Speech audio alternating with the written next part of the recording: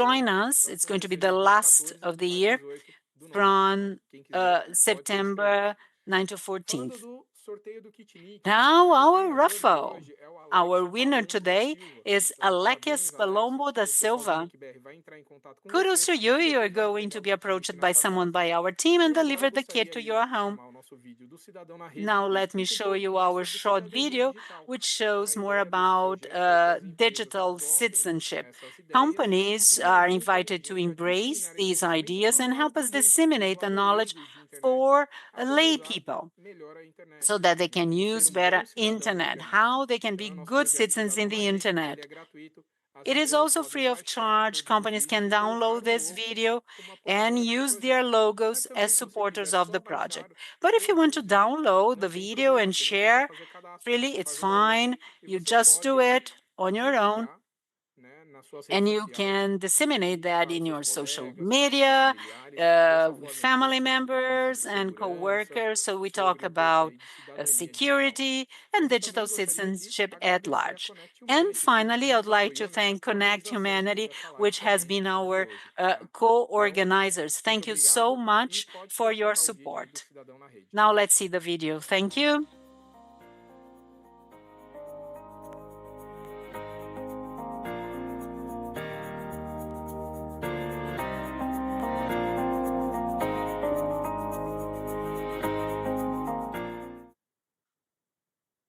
Bem, pessoal, quero agradecer mais uma vez a presença thank you once again for joining us. We've had a lot of interaction through the chat, very good questions. All the speakers answered the questions with a lot of interest and dedication. I think it was good, right? If some of you did not know how open source worked, it was an opportunity to learn how you can contribute, what are the options.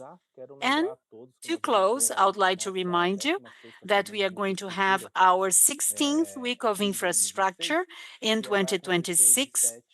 Internet infrastructure. It's going to be from December 7th to 11th. We are going to have also associated groups.